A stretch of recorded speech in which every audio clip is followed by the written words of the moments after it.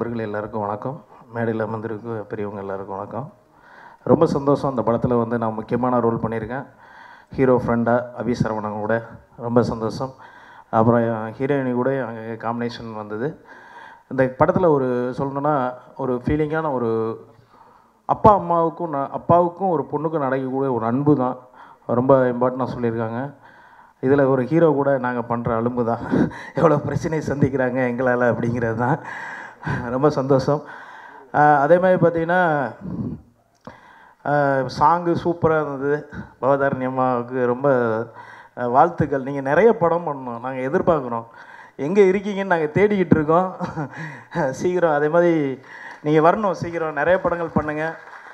Yuvan Shankar Raja sir வாழ்த்துக்கள். உங்கள் படத்தில் நான் ரொம்ப நடிச்சிருக்கேன். ரொம்ப நடிச்சிருக்கேன்னு சொல்லக்கூடாது, நடிச்சிருக்கேன். சந்தோஷம். எல்லோரும் இந்த மாதிரி படங்களுக்கு ஒரு நல்ல கதை உள்ள படத்துக்கு ஆதரவு தரணும்னு வேண்டிக்கிறேன். நன்றி. பத்திரிகை நண்பர்கள் எல்லாருமே படத்துக்கு சப்போர்ட் பண்ணுங்கள். நன்றி. தேங்க்யூ. என்னுடைய காலை வணக்கம். என்னுடைய குருநாதர் எஸ்ஆர் பிரபாரனுக்கு ஒரு சிறப்பு வணக்கம். அவர் தான் என்னுடைய முதல் வாய்ப்பு கொடுத்த மனித கடவுள். கடவுள் ஏன் சொல்லேன்னா, என்னை பொறுத்தளவு அன்பு தான் கடவுள்னு நான் நினைப்பேன். ஸோ வாய்ப்பு கொடுக்குறவங்களும் எனக்கு கடவுள் தான். இந்த படத்துக்கு ஆடியோ லான்ச்சுக்கு நான் ஏன் வந்தேன்னா, நண்பர் அபி சரவணன் நேற்று நைட் கால் பண்ணார். மச்சி இப்படி வரணும் அப்படின்னாரு. உடனே கண்டிப்பாக வரேன் அப்படின்னேன். ரொம்ப நல்ல பையன், என்ன மாதிரி தான். படம் நாங்கள் சினிமா ஆசைன்னா சோசியல் சர்வீஸ் ஒரு பேராசை. 2 பேருமே எங்கே போனாலும் போய் ஏதாவது ப்ரொட்டஸ்ட் பண்ணிகிட்ருப்போம், எங்கள் ரோட்லேருந்து கத்திகிட்ருப்போம். நிறைய விஷயங்கள் ரொம்ப ஆத்மாத்மா பண்ணுவோம். சில நேரம் அது ஒரு வேடிக்கையாக கேளிக்கையாகவும் போகும். அவங்ககிட்ட நான் அடிக்கடி சொல்லுவேன், டே என்னடா நிறைய படம் பூஜை போடுற, படத்தில் தேட்டரில் வரமாட்டேங்குது, கொஞ்சம் பார்த்து பண்ணுடா, உனக்கிட்ட நல்ல குவாலிட்டி இருக்குது, நல்ல கதையை நல்ல ப்ரொடக்ஷனை செலக்ட் பண்ணி பண்ணுன்னு சொல்லுவேன். நேற்று பார்த்தோன்னே அவனுக்கு அவ்வளோ ஹாப்பியாக இருந்துச்சு. சூப்பராக இருந்துச்சு இந்த மாயாநதி ப்ரொடக்ஷன். அந்த பாட்டு அதுக்கு முன்னாடியே நான் பார்த்தேன், ரொம்ப நல்லா இருந்தது. Okay, coming to the point. இன்றைக்கி விழா சிங்கப்பெண், அங்கேருந்து ஆரம்பிப்போம். பவதாரணி சகோதரி அவர்கள், அவங்கள பற்றியோ அவங்க குடும்பத்தை பற்றியோ நான் சொல்கிறதுக்கு தகுதியும் இல்லை, ஒன்றும் இல்லை. சூப்பராக இருக்கு மேம், வாழ்த்துக்கள். இன்னும் நிறைய நீங்கள் சாதிக்கணும், என்னுடைய மனமார்ந்த வாழ்த்துக்கள். அண்ட் இந்த படத்தில் ஒர்க் பண்ண எல்லாருக்குமே என்னுடைய மனமார்ந்த வாழ்த்துக்கள். இந்த ட்ரெய்லர் பார்த்தோன்னே எனக்கு 2 விஷயம் ரொம்ப பிடிச்சது. அந்த பொண்ணு வெண்பான் அவங்க வந்து அவங்க அப்பா கிட்ட கேட்பாங்க, அப்பா என்னை ஒரு பையன் லவ் பண்ணுறான்ப்பா அப்படின்ற ஒரு காட்சி. அண்டு அந்த அப்பா வந்து கடைசியாக ஒரு சொல்லுவார், உன் மேலே வச்சுருக்குது பாசம் செல்லம் இல்லை நம்பிக்கை அப்படின்னா. இந்த 2 டைலாக் எனக்கு ரொம்ப பிடிச்சிருக்கு. ரொம்ப ஒரு தெளிவான சிந்தனை, ஒரு வெளிப்படையான ஒரு அப்பாவும் பொண்ணும் எவ்வளோக்கு எவ்வளோ டிரான்ஸ்பரன்சியாக இருக்கணும், எவ்வளோ புரிதலோடு இருக்கணுன்றதுக்கான ஒரு நல்ல ஒரு டைலாக்காக இருந்தது. ரொம்ப நல்லா இருந்தது. அதோட இந்த படம் ஒரு இயக்குனராக, நான் தயாரிப்பாளராக ஒரே ஒரு வேண்டுகோள், என்னுடைய படம் ஒரு கனவு போல் ரிலீஸ் ஆகும்போது எவ்வளோ கஷ்டப்பட்டு ரிலீஸ் பண்ணோம். அந்த படத்தை எடுக்கிறதுக்கே ரொம்ப கஷ்டப்பட்டோம். அதை ரிலீஸ் பண்ணுறதுக்கு அதை விட கஷ்டப்பட்டோம். அந்த ப்ரொடியூசர் வந்து செலவு பண்ண மாட்டேன்ட்டார், இப்போ ப்ரொமோஷனுக்கு செலவு பண்ண மாட்டேன்ட்டார். அவரால் முடியல. ஒரு ஸ்டேஜில் நான் ஒரு சின்ன நம்ம ஒரு குறிப்பிட்ட தேட்டரை மட்டும் நம்ம ஃபிக்ஸ் பண்ணிவிட்டு அதுக்கு மட்டும் செலவு பண்ணுவோன்னே. ஏன்னா நம்ம வந்து இப்போ நான் ஒரு பெரிய ஸ்டார் கிடையாது. அந்த படம் பண்ணும்போது என் கூட இன்னொரு ஹீரோ பண்ணியிருந்தார், ராமகிருஷ்ணன், 2 பேரும். அவர் கொஞ்சம் சீனியர். ஸோ நம்ம படத்தை பார்க்க வர வைக்கணும்னா மக்கள்கிட்ட போய் நம்ம ட்ரெய்லரோ பாட்டோ போய் சென்று அடைஞ்சால் தான் அதை பார்த்துட்டு பார்க்க வரணும்னு தேட்டருக்குள்ளே வருவாங்க. அந்த ப்ரொமோஷனாவது பண்ணணும்னு நான் ப்ரொடியூசர்கிட்ட எவ்வளோ கெஞ்சினேன். முடிஞ்ச அளவுக்கு தான் அவர் பண்ணார். 2.5 லட்சம் தான் பண்ணார். அதனால ரொம்ப அதுக்கு சென்றடையாமல் போயிடுச்சு. தேட்டரும் கிடைக்கல, பல காரணங்கள் இருக்குது. ஸோ ப்ரொமோஷனுக்குன்னு ஒரு அமௌண்ட்டை எடுத்து வச்சுக்கோங்க, பயப்படாதீங்க. அது ஒரு ரிஸ்க்காகவே இருக்கட்டும். நல்ல ப்ரொமோஷனை இன்றைக்கி டிஜிட்டல் பிளாட்ஃபார்ம் நிறைய வந்துருச்சு, மக்கள் நிறைய இன்டர்நெட் யூஸ் பண்ணுறாங்க. நல்ல காட்சிகளை நீங்கள் கொடுத்து அவங்கள வர வைக்கலாம்னு நினைக்கிறேன். ஸோ ப்ரொமோஷன் பண்ணுங்கள், நல்ல படம், மிஸ் பண்ணிடாதீங்க. அண்டு தேட்டருக்காரங்களுக்கு எல்லா ஆடியோ லான்ச்லையும் கேட்குறது ஒரு நேஷ்னல் ஆத்தம் மாதிரி போயிடுச்சு. புது வரவு எங்களை மாதிரி வளர்ந்து வரக்கூடிய கலைஞர்களுக்கு தேட்டர் கொடுங்கன்னு சொல்லி கேட்குறது, பத்திரிக்கைக்காரங்களை பார்த்து சப்போர்ட் பண்ணுங்கன்னு கேட்குறது ஒரு நேஷ்னல் ஆத்தமாக போயிடுச்சு. எந்த ஃபங்க்ஷனாக இருந்தாலும் பத்திரிக்கைக்காரங்க நல்லா இருந்தால் சப்போர்ட் பண்ணுவாங்க, எங்களுக்கு நல்லா தெரியும். தேட்டருக்காரங்க தயவு செஞ்சு எங்களை மாதிரி புதுசாக வரக்கூடிய சின்ன பட்ஜெட் படங்களுக்கு உங்கள் தேட்டருக்கு வாய்ப்பு கொடுங்கன்னு கெஞ்சி கேட்டுக்கிறேன். ப்ளீஸ். நன்றி, வணக்கம். தமிழ்நாட்டில் தமிழ் வளர்த்தது அப்படின்னு நிறைய பேர் சொல்லிப்பாங்க, ஆன்மீகம் வளர்த்ததுன்னு நிறைய பேரை சொல்லிப்பாங்க. தமிழ் அறிஞர் இவரால் தான் தமிழ் வந்து இந்த அளவு வளர்ந்தது அப்படின்னலாம் நிறையா சொல்லி கேள்விப்பட்டிருக்கோம். அதில் பெரும்பாலான பேர்களால் வந்து உச்சரிக்கப்படாத ஒரு பேர். இன்றைக்கி வந்து தமிழ்நாட்டில் தமிழ் வாழ்கிறதுக்கும் தமிழ் வளர்கிறதுக்கும் ஒரு முக்கியமான காரணம்னு சொன்னால் நம்ம இசைஞானி குடும்பம் அப்படின்னு தான் சொல்லணும், இசைஞானின்னு தான் சொல்லணும். எனக்கு தெரிஞ்சு சின்ன வயசில் நான் கேள்விப்பட்டிருக்கேன், கிராமங்களில் நடக்கக்கூடிய கல்யாணத்தில் போடக்கூடிய பாடல்கள் வந்து ஒரு ஸ்டேஜில் வந்து கண்டினியூஸாக ஹிந்தி பாடல்கள் ஒளிபரப்பு ஆகிட்டு இருந்துச்சான். இசைஞானி வந்ததுக்கு பிறகு தான் திருமணங்களில் ஒளிபெருக்கியில் போடக்கூடிய பாடல்கள் வந்து தமிழ் பாடல் வந்து போட ஆரம்பித்தாங்க அப்படின்னாங்க. அதை ரொம்ப பேர் வசதியாக மறந்துட்டோம். ஏன்னா இசைஞானி பொதுவாக தன்னை எப்போதுமே பிராண்ட் பண்ணிக்கிட்டதில்லை. இன்றைக்கி வந்து நம்மளோட கோவத்தையும் துக்கத்தையும் பதட்டத்தையும் இங்கிலீஷ்லேயே எக்ஸ்ப்ரெஸ் பண்ணி பழகிட்டோம். ஆனால் நம்மளோட எந்த சூழ்நிலைக்கும் நம்ம மனசுக்குள்ள ஒரு விஷயம் உள்ளார விழுந்து கிடக்கும்னா அது இசைஞானியோட பாட்டாக தான் இருக்கும். அந்த குடும்பத்தோட இளவல்கள் இன்றைக்கி வந்து வாரிசுன்னு சொன்னாலே தமிழ்நாட்டில் முகம் சுளிக்கிற மாதிரி ஆயிடுச்சு. இசைஞானியோட வாரிசு மட்டும் இன்னும் 4 தலைமுறை இல்லை 5 தலைமுறைக்கும் அவங்க இசை பண்ணிக்கிட்டு இருந்தால் சந்தோஷப்படுவோம். தமிழ் நல்லாயிருக்கும், தமிழ்நாடு நல்லாயிருக்கும் அப்படிங்கிற மாதிரியான ஒரு விஷயம். அந்த இசை விழா பூக்கடைக்கு போர்டு தேவையில்லை. பவதாரணி அம்மா பாட்டை பற்றியெல்லாம் நாங்கள் சொல்ல வேண்டியதில்லை. அது வந்து சில எப்படி சொல்கிறது, உயர்ந்த ஆசனங்களில் அமர்வதாலேயே உயர்ந்து விடலாம்னு எல்லாரும் நினைப்பாங்க. உயரமானவர்கள் உட்காரும் பொழுது தான் அந்த ஆசனமே உயரமாகும். இது இசைஞானி குடும்பத்தோட இசை விழா. இதில் எல்லாம் கலந்துக்கிறதே பெரிய பெருமையான விஷயம். அடுத்து மாயநதி, மருத்துவர் நண்பர் அசோக் தியாகராஜன். இந்த அசோக்கில் இன்னொரு விஷயம் இருக்குது. நான் சினிமாவுக்கு வர காரணமாக இருந்த நண்பன் அசோக்கோட நெருங்கின நண்பர்கள்ங்க. மூர்த்திகண்ணன், அசோக் தியாகராஜன் இவர்கள் எடுத்திருந்த படம். இவரோட இவர் வந்து இவரை பற்றி நிறையா கேள்விப்பட்டிருக்கேன். இவர் வந்து ரிட்டையர்ட் ஆனதுக்கு பிறகு வேறு ஒரு தொழிலுக்கு வரல. இவர் ஒரு பீக்கில் இருக்கக்கூடிய ஒரு டாக்டராக இருக்கும் பொழுதே நான் வந்து ஒரு துறைக்கு இன்னொரு துறையை வந்து எடுத்துக்கிட்டு வந்திருக்காரு. எனக்கு இவர் என்ன மாதிரி டாக்டர் ஆனாருன்னு தெரியாது. நிச்சயமாக இவர் டாக்டர் சீட்டு வாங்கி டாக்டராக இருக்க மாட்டார், டாக்டர் சீட்டு கிடச்சி டாக்டர் ஆகிருப்பார். அப்படி ஒரு நுட்பம் அவர் எடுத்து பண்ணாந்து. ஃபஸ்ட்டு வந்து அவரோட ட்ரெய்லரை காமிச்சார். தப்பாக நினச்சிக்காதீங்க, அந்த ட்ரெய்லரை பார்த்தோன்னே எனக்கு ஒரு பயமாயிடுச்சு. என்னாச்சுன்னா, இந்த கௌசல்யாங்கிற ஒரு வார்த்தையை இன்றைக்கி சமுதாயத்தை பேஸ் பண்ணி ஒருத்தர் படம் எடுக்கிறனாலே கௌசல்யாங்கிற ஒரு கேரக்டர் நேம் வந்துடுது. நான் கடைசி இந்த போன வருஷத்தில் நான் வெளியிட்ட 14 படத்தில் கிட்டத்தட்ட ஒரு 5 படம் கேரக்டர் நேம் கௌசல்யா. ஒரு 90களில் வந்து எப்படி இருக்குன்னா, இந்த இடத்துல கைத்தட்டல் வாங்கணுன்னா ஒரு டைரக்டர் உடனே ஒரு சீன் வைப்பார், ஸ்டூடெண்ட்டோட பவர் என்னன்னு தெரியாது அப்படின்னு. ஃபஸ்ட்டெல்லாம் கைத்தட்டுவான், ஸ்டூடெண்ட் பவர்னால் என்னன்னு காட்டணும். இது கைத்தட்டி டயர்டான மாதிரி சமுதாயம் சார்ந்து ஒரு கதை சொல்கிறேன்னாலே கௌசல்யான்னு ஒரு கேரக்டர் இருக்கணுங்கிற மாதிரி ஆகிப்போச்சு. நான் கிட்டத்தட்ட அந்த மனோநிலையில் தான் இந்த படத்தை நண்பருங்கிற முறையில் தான் பார்த்தேன். வேற ஒரு பர்செப்ஷன். நிச்சயமாக இவர் ஜாதியை வச்சு இங்கே வந்து வியாபாரம் பண்ண வரல.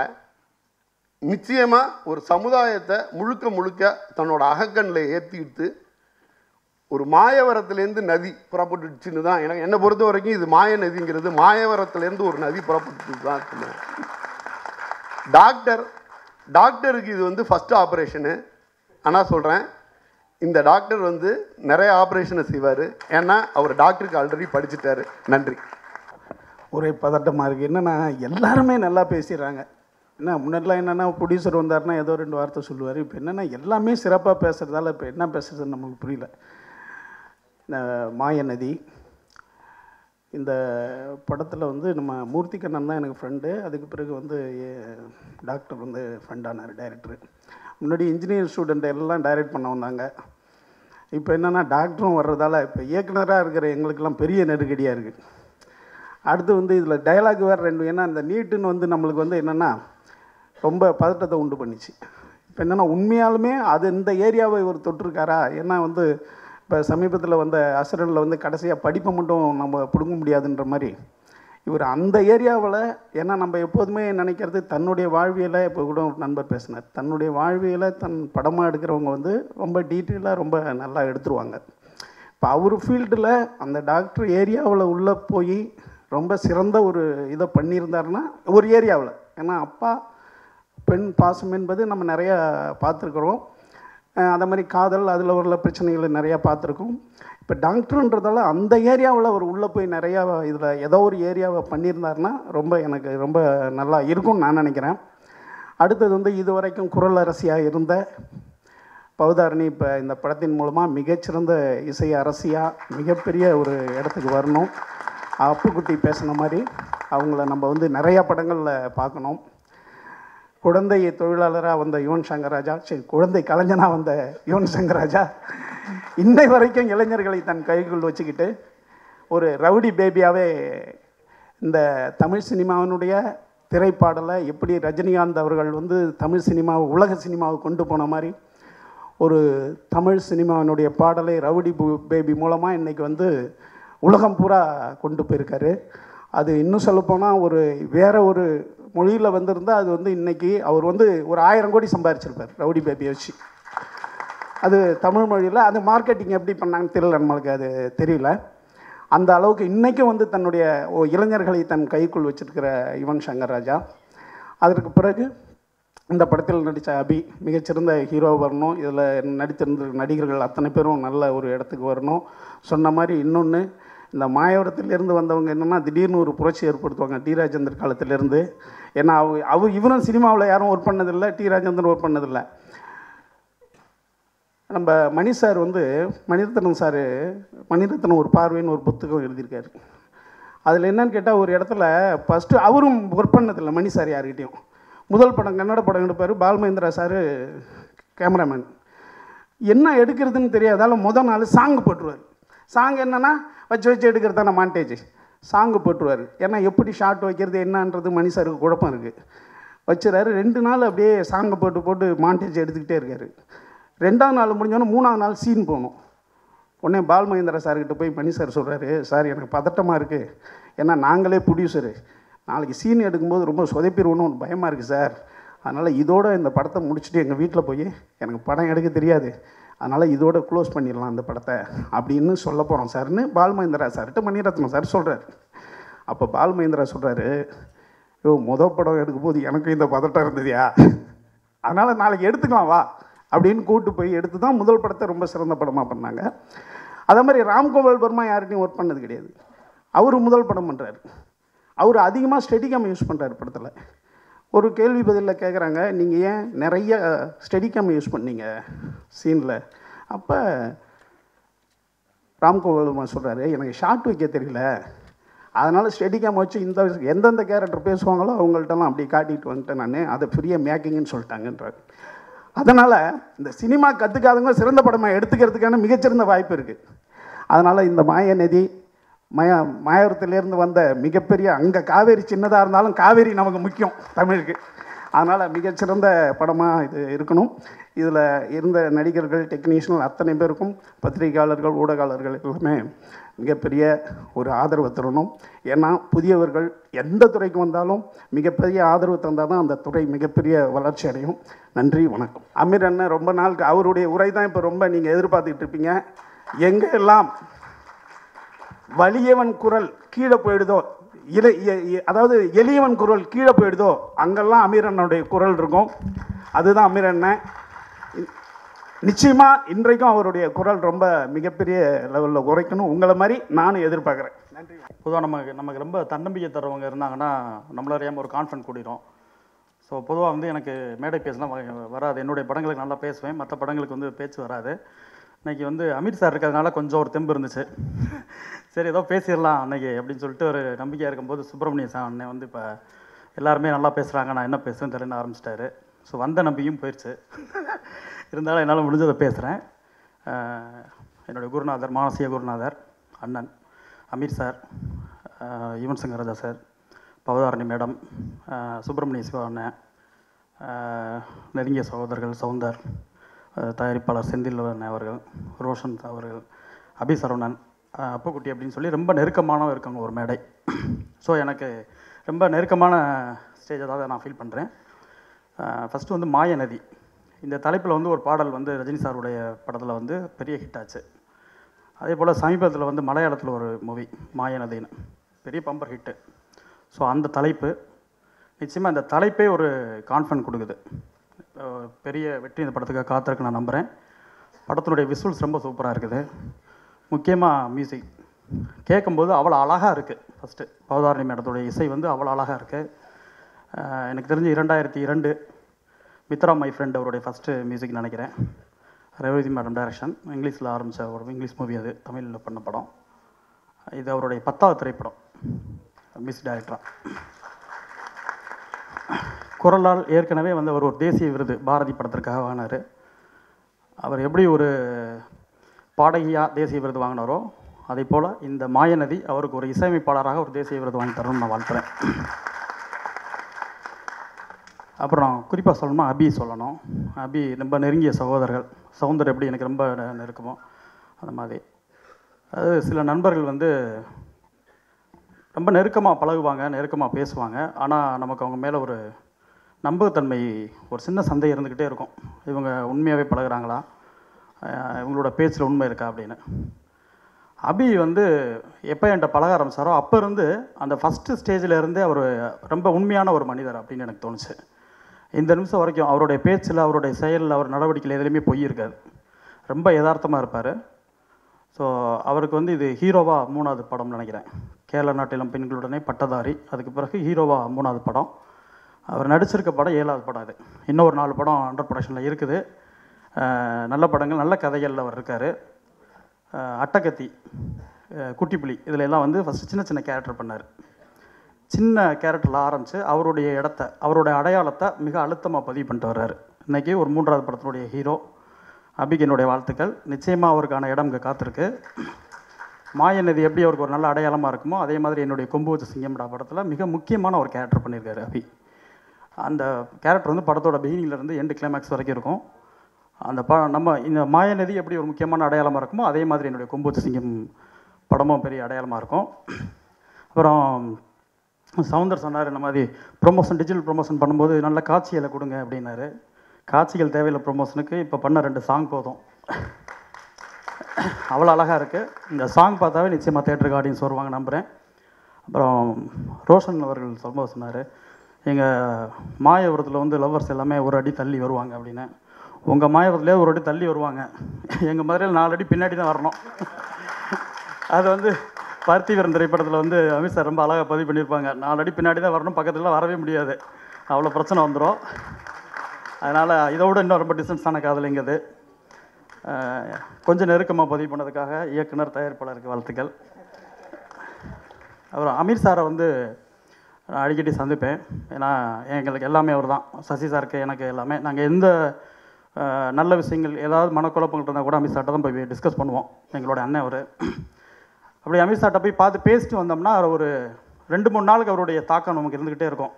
ஒரு சமூக பொறுப்பு, சமூக பிரச்சனைகள் எல்லாமே இருந்துக்கிட்டு இருக்கும். இப்போ சுப்பிரமணியன் சிவா சொன்னார், நிச்சயமாக இன்றைக்கும் அதோடைய தாக்கம் இருக்கும்னா. என்னுடைய கோரிக்கை அமீர் சாருக்கு என்னென்னா, சமுதாய பிரச்சனைக்கு முன்னாடி நம்ம சினிமாலேயே நிறைய பிரச்சனைகள்லாம் இருக்குது. நிறைய சம்பள பிரச்சனைகள்லேருந்து, நடிகர் அதிகமாக சம்பளம் வாங்குறாங்கன்ற பிரச்சனையிலேருந்து இன்னும் சரி பண்ண வேண்டிய நிறைய பிரச்சனைகள் இருக்குது. சமுதாய பிரச்சனையோடு சேர்ந்து அமீர் சார் வந்து சினிமாவுக்கும் வாய்ஸ் கொடுக்கும்னு நான் கேட்டுக்கிறேன். முக்கியமாக வந்து தமிழக அரசு வந்து ஒரு 2 வருடங்கள் முன்பு ஒரு விருது அறிவித்தாங்க. 2010லேருந்து 2014 வரைக்கும் ஆனால் ஒரு 5 வருடம் தமிழக அரசு விருது அறிவிப்போடு சரி. 5 வருஷத்துக்கு அப்புறமா அறிவித்தாங்க. 2 வருஷம் ஆச்சு, இன்னும் விருது காணோம். அறிவிப்பு மட்டும்தான் விருது போல இருக்குது. அதுக்கும் அமீர் சார், நாங்கள் சொல்கிறத விட அமீர் சாரோடைய குரல் கேட்டுச்சுன்னா அரசு திரும்பி பார்க்கும் நம்புகிறேன். நிச்சயமாக அந்த விருதுக்காக இந்த அரசு முடிகிறதுக்குள்ளேயாவது இந்த விருதுகளை எல்லோரும் வாங்கிடணும் அப்படின்னு நான் கோரிக்கை வைக்கிறேன். அது அமீர் சாருடைய வாய்ஸாக இருந்தால் இன்னும் ரொம்ப நல்லாயிருக்கும். நிச்சயமாக மாயநதியில் ஒர்க் பண்ண அத்தனை பேருக்கும் வாழ்த்துக்கள். தயாரிப்பாளர் இயக்குனருக்கு வந்து பெரும் வாழ்த்துக்கள். எல்லாருமே நல்லா படம் நல்லா இருக்கு, பெரிய ஹிட் ஆகும். நன்றி. நம்ம எல்லாருக்கும் கலை தாய், ஆனால் இங்கே இருக்க 2 பேருக்கு மட்டும் கலை தந்தை. இசைஞானி குடும்பம் வாழ்த்து வந்த ஒரு நிகழ்ச்சி, அதுவே மிகப்பெரிய ஒரு வெற்றி. இசைஞானி பற்றி அவர்களுடைய வாரிசு இருக்கிற மேடையில் 2 வரி மட்டும் சொல்கிறேன். நாங்கள் சுவாசித்த காற்றை நீங்கள் வாசித்தீர்கள், நீங்கள் வாசித்த காற்றை நாங்கள் சுவாசித்துக் கொண்டிருக்கிறோம். ஒரு அருமையான மேடை.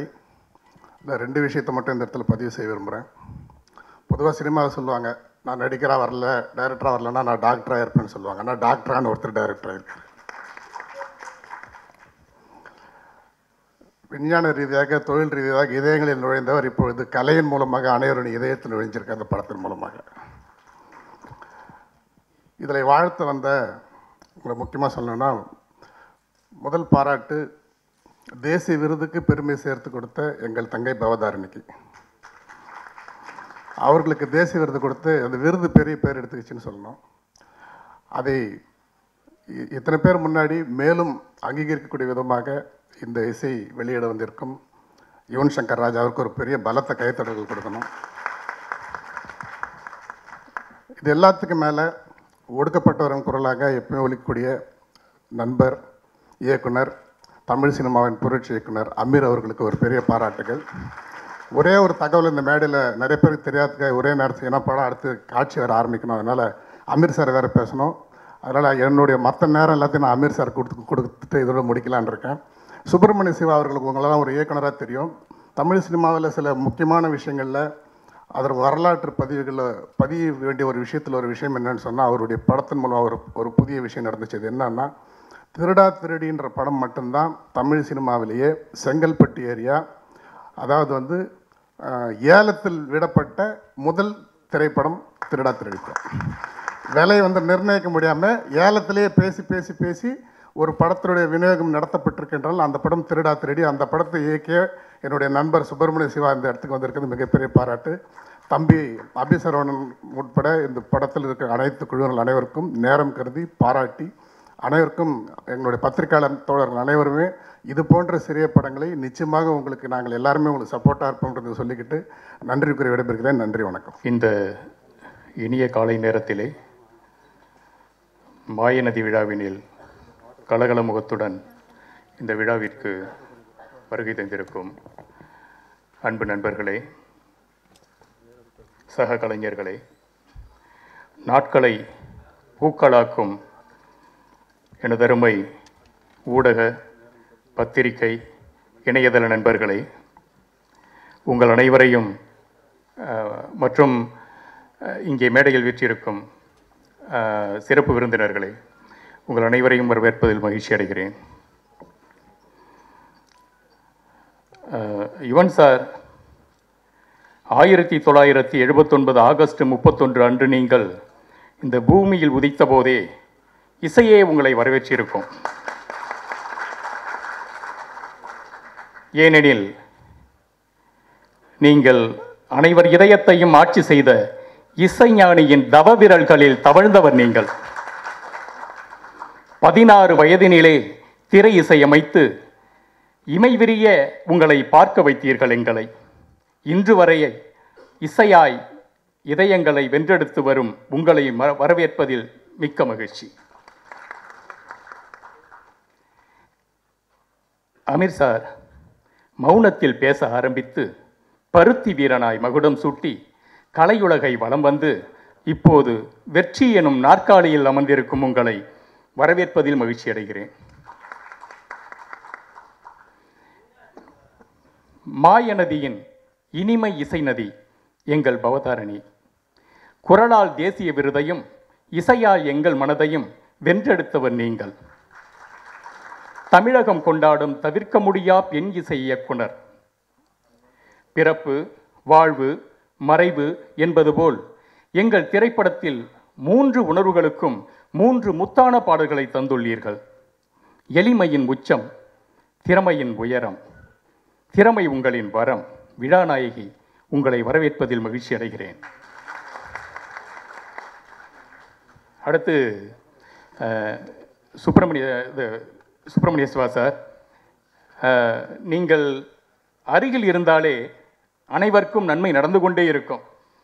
ஏனென்றால் அது உங்களுடைய ஹெட்ஃபோன் நீங்கள் மாட்டிருக்கீங்க இல்லையா, அது வழியாக நிறைய பேருக்கு வந்து வாய்ப்புகள் தகவல்களாக போய் சேர்ந்துட்டுருக்குது. அதனால் அந்த ஹெட்ஃபோனை நீங்கள் ரொம்ப நிறைய எங்கள் மக்களுக்கு பயனுள்ள விஷயமாக மாற்றிட்டுருக்கிறீங்க. ஆக்சுவலி மாயநதி தயாரிப்பில் பாதை வகுத்து பசுமைப்படுத்தியவர் நீங்கள் தான். நன்றியும் வணக்கமும் என்றும் உங்களுக்கு. கவிஞர் யுகபாரதி, அவர் எங்கள் குடும்பத்தில் ஒருவர். இந்த மேடையில் இல்லை என்றாலும் நீங்கள் நதி அல்ல, மடை திறந்த வெள்ளம்.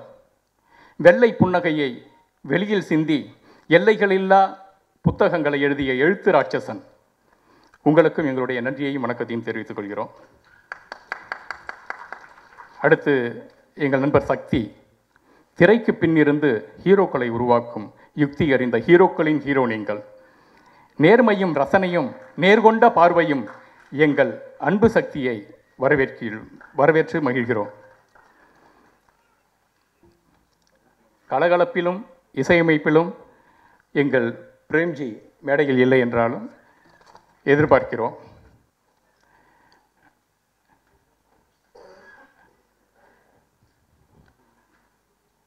இதயம் கவர் ஹீரோ, இளம் ஹீரோ, ஜீனியஸ் ரோஷன் சார் அவர்கள், சவுந்தரராஜன் சார் மற்றும் மேடையில் வீற்றிருக்கும் அனைவரையும் வரவேற்று, இப்போ எங்கள் மாயநதி படத்தை பற்றி ஒரு சின்ன அறிமுகம்.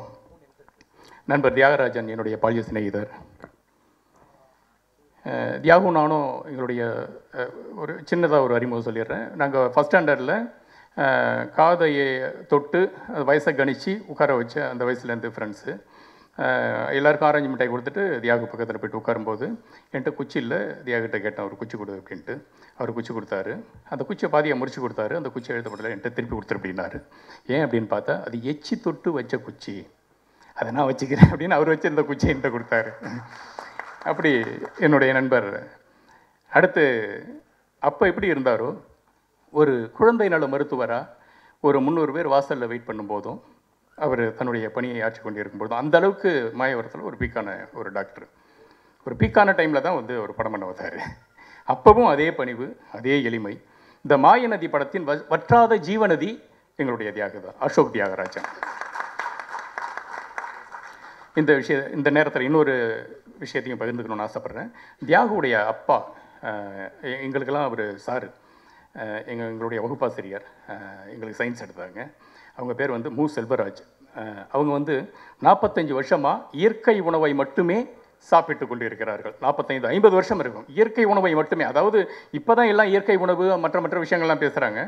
அவங்க அப்பையிலேருந்தே கடலை, அவிக்காத வேக வைக்கப்படாத எல்லா உணவுகளையும் சாப்பிட்டு மட்டுமே அதை தன்னுடைய கடமையாக நினச்சிக்கிறாங்க. அவங்க இங்கே வரலைன்னாலும் அவங்களுக்கு எங்களுடைய வணக்கத்தை நாங்கள் தெரிவிச்சுக்கிறோம். தியாகு ஒரு இலக்கியவாதி, கணையாழி, ஆனந்த விகடன், இதில் கதைகள் கவிதைகள் நிறைய எழுதியிருக்கிறாரு. நண்பர் யுகபாரதி அவங்களுடைய தஞ்சாவூரில் ஒரு மெடிக்கல் காலேஜ் படிக்கும்போது அவங்க இவங்கெல்லாம் வந்து ரொம்ப சிறப்பான இலக்கிய பணிகளை செஞ்சுருக்கிறாங்க. அடுத்து ஷார்ட் ஃபிலிம் இந்த மாதிரியும் நிறைய பண்ணியிருக்காரு. மாயநதி ஆரம்பிக்கும் போது என்கிட்ட என்னுடைய சாலையோரம் இன்னொரு முகம் அவருக்கு இருக்கிறது. அது சாலையோரம் படத்தின் ஒரு தயாரிப்பாளர் இவர். என்னுடைய முந்தைய படம் சாலையோரம், அந்த படத்தின் ஒரு தயாரிப்பாளர் இவர். இந்த மாயநதி படத்தை பற்றி என்கிட்ட பேசும்போது ஒரு படம் பண்ணலாம் அப்படி ஒரு சின்ன மேட்டர் சொன்னார். நான் சொன்னேன், ஒரு படத்தை சிக்கனமாக எப்படி எடுக்கிறது அப்படிங்கிறதுல நான் அனுபவப்பட்டிருக்கேன். ஒரு தயாரிப்பாளராக ஒரு படம் எடுக்கிறதுல என்ன அப்படிங்கிற ஒரு விஷயத்தில் நீங்கள் அனுபவப்பட்டிருக்கிறீங்க, நீங்கள் ஆசைப்பட்டீங்கன்னா பண்ணலாம் அப்படின்னு சொல்லி அப்படி ஆரம்பித்த அந்த மாயநதி திரைப்படம் இன்று உங்கள் முன் நாங்கள் எங்களுடைய ஆடியோ விழாவை, பாடல் வெளியீட்டு விழாவை நடத்தி கொண்டிருக்கிறோம். மிக்க மகிழ்ச்சி. என்னுடைய இந்த வரவேற்பு உரையில் என்னுடைய டீம் மெம்பர்ஸ் அனைவருக்கும் என்னுடைய வரவேற்று மகிழ்கிறேன். நான் இதில் எங்களுக்கு ஹெல்ப் பண்ண சசி, அசோக், சுரேந்தர், கதிர், இப்படி மேடையில் இல்லாதவர்களும் இந்த படத்தில் வேறு வகையில் பணியாற்ற அனைத்து நண்பர்களுக்கும் என்னுடைய வரவேற்பினை தெரிவித்துக் கொண்டு நன்றியுடன் முடியும். இந்த படம் பார்த்ததில் ரொம்ப எனக்கு பிடிச்சது என்னென்னா, நானும் டாக்டர் சார் வந்து ஒரே ஊர் தான், மயிலாடுதுறை. அதான் கேட்டேன், நம்ம ஊர்லேயே படம் எடுத்தீங்க அப்படின்னு கேட்டேன் படத்தை பார்த்தோன்னே. லேண்ட்ஸ்கேப்லாம் ரொம்ப வித்தியாசமாக இருந்துச்சு. ஆனால் அதில் ஒன்று தெரிஞ்சு நம்ம ஊர் காதல் தெளிவாக தெரிஞ்சுது. ஏன்னா அந்த பையனும் பொண்ணு எங்கள் ஊரில் பார்த்தீங்கன்னா சேர்ந்தே போக மாட்டாங்க, ஒரு 2 டிஸ்டன்ஸ்லேயே தான் போவாங்க எப்போவுமே. அந்த கல்ச்சர் வந்து மயிலாடுதுறைக்கே உள்ள கல்ச்சர். படத்தை பார்த்தோன்னா நான் கெஸ் பண்ணது வந்து மேபி அந்த பொண்ணு வந்து அப்பாவோட பாசமாக இருக்க பொண்ணு லவ்க்கு அப்புறம் பிரிஞ்சிருமோ அப்படின்ற மாதிரி கெஸ் பண்ண கதையை. அது உண்மையான்னு தெரில. இந்த மாயா நதி அப்படின்னு ஏன் பேர் வச்சிங்க அப்படின்னு யோசிச்சிட்டே இருந்தேன். ஆக்சுவலாக மாயா நதின்றது எனக்கு ஒரு அதில் விளக்கம் உண்டு. ஏன்னா காவேரி வந்து அகண்ட காவேரி எங்கே பார்த்தாலும். பட் மயிலாடுதுறையில் மட்டும் ரொம்ப சின்னதாகிடும். ஆக்சுவலாக மயிலாடுதுறை தாண்டின உடனே திருப்பி அகன்றிடும் ஆக்சுவலாக. ஏன்னா அந்த இடத்துல வந்து அதை காவேரின்னு சொன்னால் யாரும் நம்ப மாட்டாங்க. ஃபஸ்ட்டு கூட்டு போய் காவேரி யார் அப்படின்னு இதுவா காவேரி அப்படின்னு கேட்பாங்க. ரொம்ப சின்னதாகிடும்.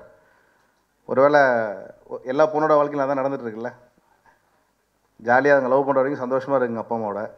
லவ் பண்ண உடனே அந்த ப்ரெஷர் ஸ்டார்ட் ஆகி அது எங்கே டேரக்ஷன் போதோ போய் லைஃப் எல்லாமே காண போய் அது அப்புறம் வெற்றியில் முடிகிறதும் இல்லை திருப்பி அது எப்படி முடியுதுங்கிற போது தான் அவங்க லைஃப் அமையுது இல்லையா. ஒருவேளை அதை குறிக்க தான் வச்சிங்களோ அப்படின்னு யோசிச்சுட்டு இருந்தேன். தெரில ரொம்ப நல்லா இருந்துச்சு. இதில் சொல்லுவாங்க கேஸ்டிங் வந்து நீங்கள் கரெக்டாக செலக்ட் பண்ணிட்டீங்கனாலே ஒரு படத்தோடைய 50% சக்ஸஸ் முடிஞ்சுது அப்படின்னு சொல்லிட்டு. இதில் உண்மையிலே வந்து எங்கள் ஊர் பொண்ணு மாதிரி அந்த வெண்பா வந்து பார்க்குறதுக்கு ரொம்ப எங்கள் ஊர் பொண்ணு மாதிரியே இருக்காப்புல. ஹீரோ அபி சரவணும் எங்கள் ஊர் பையன் மாதிரியே இருக்காப்புல. ஒரு ஊருக்காரனாக சொல்கிறேன். இது வந்து ஒரு பார்க்கும்போது நல்லா தெரிஞ்சுது. எங்கள் ஊரோடைய அந்த ஒரு கம்ப்ளீட் காஸ்டிங் நல்லா இருந்துச்சு. அப்புக்குட்டி பேர் நிறைய பேர் இருக்காங்க ஊரில். ஆக்சுவலாக நரேன் சார் கேட்க வேண்டாம், அவர் எல்லாருக்குமே அப்பா. அவர் தான் சினிமாவில் யுனிவர்சல் ஃபாதர். நல்லா இருந்துச்சு. எனக்கு பார்த்து ரொம்ப திருப்தியாக இருந்துச்சு மைண்டு. இப்போ இந்த ட்ரெய்லர் பார்த்ததும் சரி, மியூசிக்கு Bhavatharini really great job sister, great job. நல்லா பண்ணியிருந்தீங்க. ரொம்ப நல்லாயிருக்கு. இந்த படம் வந்து கண்டிப்பாக வந்து வெற்றி அடையணும் அப்படின்னு வேண்டிக்கிறேன். அந்த இப்போ வந்து பார்த்தீங்கன்னா இப்போது ஏஎம்ஸில் எம்பிபிஎஸ் படித்தவனுக்கோ, ஐஐடியில் பிஇ முடித்தவங்க, பிடெக் முடித்தவங்களுக்கோ, இல்லை ஐஎம்ல எம்பிஏ முடித்தவங்களுக்கோ லைஃப் அஷ்யூர்டா இல்லையான்னு தெரியாது.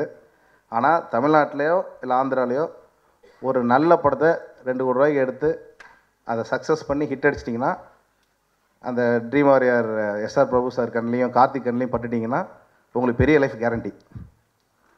ஏன்னு பார்த்தீங்கன்னா லோகேஷ் கனகராஜனாக இருக்கட்டும், இல்லை ஹெச் வினோத்குமாராக இருக்கட்டும், இல்லை பி ரஞ்சிதாக இருக்கட்டும், இல்லை சித்த சிவா இருக்கட்டும், யாராக இருந்தாலும் அதான் என்ட்ரி கார்டு.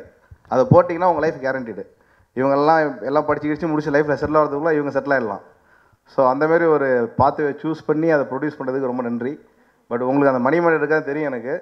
பட் இது ஒரு உண்மையிலே வந்து ஒரு டேரக்டராக வந்து தன்னை ப்ரூவ் பண்ணிக்கிறதுக்கு வந்து ஒரு நல்ல ஆப்பர்ச்சுனிட்டி. அதை நீங்களே ப்ரொடியூஸ் பண்ணுறது ரொம்ப சந்தோஷம். ஏன்னா as a ப்ரொடியூசர் வந்து பெரிய கஷ்டமே வந்து டேரக்டரோட சேர்ந்து வேலை பார்த்து ஜெயிக்க வைக்கிறது தான் பெரிய கஷ்டம். ஸோ இங்கே ப்ரொடியூசர் கம் டேரக்டர் 2 பேரும் ஒன்றா இருக்கீங்க. அது ஒரு உண்மையிலே வந்து ஒரு நல்ல விஷயம் அது. ஏன்னா இன்னும் எனக்கு வந்து ரொம்ப நான் கஷ்டப்படுறது என்னென்னா டேரக்டர் எப்படி வேலை வாங்குறது, அது இன்னும் எனக்கு புரியவே இல்லை எனக்கு. அப்படியே அது இன்னும் யோசிச்சுட்டே இருக்கும். அதனால் கொஞ்சம் வேறு மாஸ்டர்ஸ்லாம் கூட சேர்த்து அவங்கள வச்சு வேலை அவங்க ட்ரை பண்ணிகிட்ருக்கோம். ஸோ ஒரு ப்ரொடியூசர் கம் டேரக்டர் அப்படிங்கிறது ரொம்ப பெரிய காம்பினேஷன். என்னை கேட்டால் நீங்கள் இப்படியே கொஞ்சம் 2-3 படங்கள் பண்ணிங்கன்னா நல்லாயிருக்கும். As a producer and director பண்ணும்போது அந்த அது நல்லாயிருக்கும் ஆக்சுவலாக காம்பினேஷன். இப்போ யுவன் ப்ரோலாம் வந்து இவரை பிஆர் பிரேமகார் நல்லா வேலை வாங்கி அதை சக்ஸஸ் பண்ணிட்டாரு. ஏன்னா அவர் சினிமாவிலே பிறந்தவர், சினிமாவிலே வளர்ந்தவர். இப்போ நாங்களாம் வந்து திடீர்னு ஜம்ப் பண்ணிட்டோம். 40 வயசுக்கு அப்புறம் திடீர்னு எல்லாருக்கும் ஒரு ஆசை வந்து சினிமா பக்கம் வந்திருக்கோம். ஸோ வயசு சொல்லிட்டேண்ணா. சந்தோஷம்.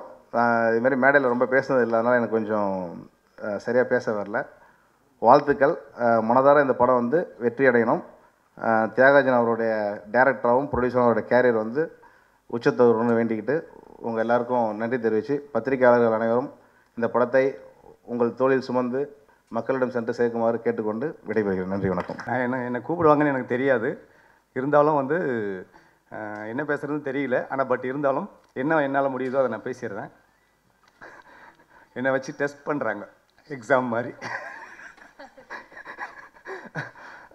நம்ம ப்ரொடியூசர் சார் வந்து எனக்கு வந்து ஒரு 15 ஆண்டு காலத்துக்கு முன்னாடியே வந்து மூர்த்திகண்ணன் சார் வந்து ஒரு படம் எடுத்தார். நாளைய பொழுதும் முன்னோட்டுன்னு சொல்லிட்டு ஒரு படம் வந்து பாண்டியராஜன் சாரோட சன்னை வச்சு ஒரு படம் எடுத்தார். அந்த படத்தில் நான் ஒர்க் பண்ணும்போது அந்த படத்தில் ஒரு காட்சிக்காக வந்து நம்ம தியாகராஜன் சார் வந்து அதில் டாக்டர் தேவைப்பட்ட உடனே டாக்டர் கேரக்டராகவே இவர் வந்து உண்மையான டாக்டரே வந்து அதில் ஒரு டாக்டர் கேரக்டராகவே பண்ணார். அந்த படம் பேர் வந்து நாளைய பொழுதும் உன்னோடு. அப்போலேருந்து ஐயா வந்து நமக்கு பழக்கம். ரொம்ப அமைதியானவர், ரொம்ப அடக்கமானவர். அவர் வந்து ஒரு 15 ஆண்டு காலத்துக்கு அப்புறமா அவர் ஒரு ப்ரொடியூசர் ஆவார்னு எனக்கு தெரியாது. தெரிஞ்சிருந்தால் நாங்கள் ஒரு 5 வருஷத்துக்கு முன்னாடியே கூட போய் அவர் தோண்டி கீண்டி ஏதாவது அப்போவே படம் எடுக்க சொல்லி வேறு படம் எடுக்க சொல்லி எல்லாம் நாங்கள் தோண்டி இருந்திருப்போம், எங்களுக்கு தெரியல. ஆனால் அவர் என்ன பண்ணாருன்னா ஒரு 15 ஆண்டு காலம் அந்த ஆர்வத்தை வைத்து அந்த 15 வருஷத்துக்கு முன்னாடி அந்த அவருக்கு அந்த ஒரு நடிப்பு கொடுத்ததுனால அதில் வந்து ஒரு ஆர்வம் வந்து அவருக்கு கொஞ்சம் கொஞ்சமாக சினிமா என்னைக்காவது எடுக்கணும்னு சொல்லிட்டு அவர் என்ன மாதிரி படம் எடுத்திருக்காருன்னு பார்த்தீங்கன்னா, சாதாரணமாக எல்லாருக்கும் தோன்ற மாதிரியான கதை அவருக்கு தோணலை. அந்த 15-20 ஆண்டு காலம் குழந்தை நல மருத்துவராக இருந்து சிறப்பு பெற்று அவர் வந்து அந்த குழந்தைகள் மனநிலை இருக்கும் இல்லையா, சைல்டோட மனநிலைகள், சின்ன குழந்தை, அவர் எவ்வளோ குழந்தைகளை, எத்தனை ஆயிரம் குழந்தைகளை ஒரு நாளைக்கு வந்து 300 முதல் 400 குழந்தைகள் வரை அவர் வந்து வைத்தியம் பார்த்துருக்கிறாரு. இரவு பகலாக வந்து அவர் தூங்காமல் அவரை வந்து கதவை தட்டி வீட்லேயும் வந்து கிளினிக்கில் இல்லாமல் வீட்லேயும் வந்து அவரை வந்து எழுப்பி அவரை வந்து தூங்க விடாமல் அவர் சலிக்காமல் அவர் வந்து அதெல்லாம் பார்த்து அப்படின்னா அந்த குழந்தைகளோட மனநிலையை வந்து எந்த அளவுக்கு அவர் உணர்ந்திருப்பாரோ அதைத்தான் வந்து ஒரு கதையாக கொஞ்சம் கொஞ்சமாக எழுதி இன்றைக்கி வந்து ஒரு பெரிய படைப்பாக, அதுவும் வந்து நம்ம மெயினாக நம்ம சினிமா தொழில் நடந்து கொண்டிருக்கிற ஒரு வடபழனி ஏரியாவில் கமலா தியேட்டரில் ஒரு படத்தை ரிலீஸ் பண்ணுறாருன்னா அவருக்கு வந்து படத்தை ரிலீஸ் பண்ணுறதுனால அவருக்கு வந்து மிக மிக ஒரு என்னோட சந்தோஷம் வந்து மிக பெரிய அளவில் இருக்குது. அவருக்கு வந்து மிக நன்றியை தெரிவித்துக் கொள்கிறேன். என்னென்னா அவர் வந்து ஒரு 100 பேருக்கு வந்து ஒரு 3 மாதம் வேலை கொடுத்து மிகச்சிறப்பாக அவர் வந்து எந்த முகசுளிப்பும் இல்லாமல் எல்லா வசதிகளையும் செய்து கொடுத்து அவருக்கு என்ன வேணுமோ அதை வந்து அவர் வாங்கிட்டார். ஆனால் வந்து படத்துலேயே அவர் வந்து இவ்வளோ பெரிய டைரக்டர் ஆவார் நான் எதிர்பார்க்கல. எல்லாம் படத்தை பாருங்கள், அதுக்கப்புறமா தெரியும். அவர் வந்து நானும் ஒரு பெண்ணை பெற்றிருக்கிறேன், பிஏ முடிச்சுட்டு பிஎட் படிச்சுக்கிட்டு இருக்கிறா. இந்த அப்பா சாங்கு வரும்போது 3 நாள் ஷூட் பண்ணோம். அந்த 3 நாளும் வந்து அந்த சாங் எடுக்கும்போது கேமரா பின்னாடி நான் நின்றுக்கிட்டு யாருக்குமே தெரியாது, இரவு காட்சி நிறைய எடுத்தோம். அதில் என் கண்ணில் தண்ணி வந்துக்கிட்டே இருந்தது. என்னென்னா 1.5 மாதம் அவுட்டோர் ஷூட்டிங் போயிட்டு 1 மாதம் கழித்து அந்த சாங் எடுக்கும்போது 30 நாளாக என் பொண்ணை பார்க்காம ஃபோனில் மட்டுமே பேசிக்கிட்டு இருந்ததுனோட பாதிப்பு அந்த படம் எடுக்கும்போதும் எனக்கு அந்த எங்கள் வீட்டு கதை மாதிரியே இருந்தது. இது அப்பாவுக்கும் மகளுக்கும் உள்ள உறவு அந்த கதை மாதிரியே இருந்தது. அது வந்து என்னை ரொம்ப ஃபீல் பண்ணி என் கண்ணில் தண்ணி வந்துக்கிட்டே இருக்கும், தெரியாது, நான் தொடச்சா தெரிஞ்சிடும். அதனால் வந்து அப்படியே சைலண்ட்டாக அப்படியே இருந்துட்டு ஒன்றும் தெரியாத மாதிரி இப்படி வந்து ஒரு 3 நாள் அந்த சாங்கை ஷூட் பண்ணோம். ரொம்ப ஒரு மனசில் வந்து ஒரு ஃபீலிங்கை உருவாக்கின ஒரு படம் மாயநதி படம்.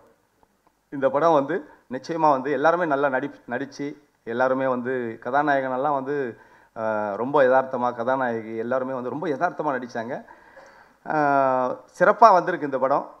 அப்பாவுக்கும் மகளுக்கும் உள்ள ஒரு உறவு. இந்த படத்தை எடுக்கிறதுக்கு ஒரு தைரியம் வேணும். அது வந்து நம்ம தியாகு சாருக்கு இந்த தைரியம் கிடச்சிருக்குன்னா அது சாதாரண விஷயம் கிடையாது.